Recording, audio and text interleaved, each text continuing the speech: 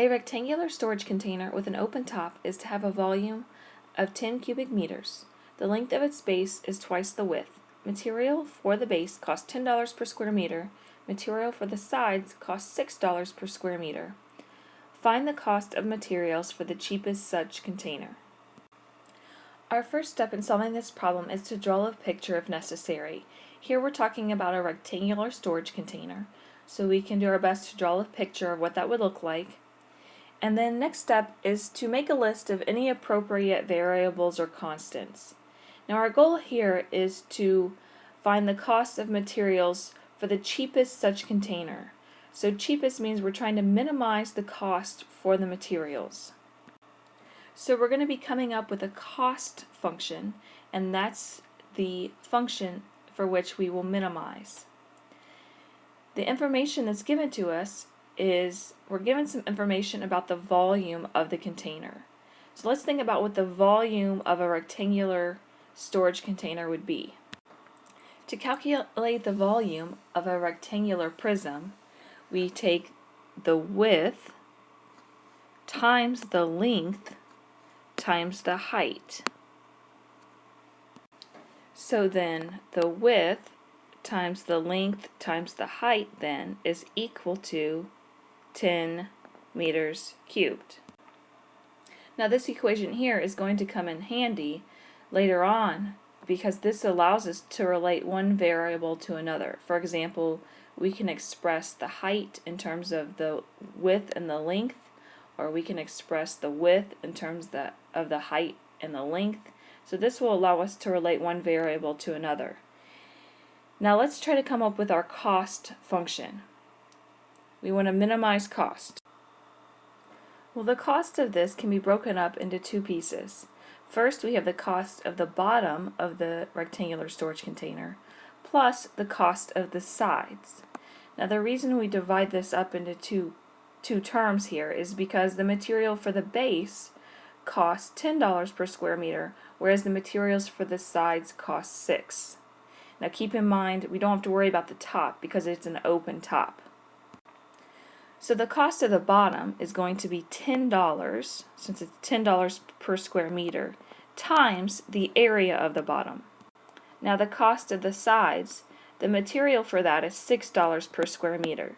So we're going to have 6 times, and then there are 4 sides. So we've got 4 times the area of each side. Okay, so next let's figure out what the area of the bottom is. So the area of the bottom here is going to be width times length. But we want to write this cost function in terms of one variable. I'm going to choose to write it in terms of width. And there's a piece of information that we haven't used yet. We're told that the length of its base is twice the width. So we can express the length then in terms of width. So we can write the length as 2w. So when we go to write up the area of the bottom, instead of writing it as width times length, we can express it as width times 2w. So we've expressed the area of the bottom in terms of just width. Now moving on, we need to figure out what the area of each side is. So we've got 6 times 4 times, and then what area of each side is. Well, the area of each side then is going to be h times w. But we're writing everything in terms of w, so we need to figure out a way to express the height in terms of w. Well, here we can use what we were told about volume. We were told that the volume equals 10. We can rearrange this and express the height in terms of w.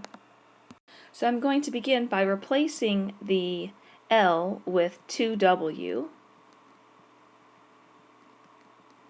Now when we solve for h, we have that h is equal to 10 divided by 2w squared, which simplifies to 5 over w squared. So now, filling in what the area of each side is, instead of saying w times h, we're going to say w times 5 over w squared. So now we've expressed the cost in terms of w. So this function is c of w. Now let's work on simplifying. So this c of w now simplifies to 20w squared plus, if we have 6 times 4 times 5, that's going to give us 120 divided by w. So now we've got our cost function, and we want to find the minimum of this function. So to do that, we need to find our critical values. So let's take and find our derivative of this function. So derivative of our cost function is going to be 40w minus 120w to the negative 2. And to calculate that derivative, I thought of the w being up in the numerator with a negative 1 exponent. Alright, now we're setting this derivative equal to 0 to find our critical values. I can factor a 40 out of each term. So we're left with a w minus 3 over w squared if I move the negative 2 exponent to the denominator. Now dividing both sides by 40, we have 0 equal to w minus 3 over w squared.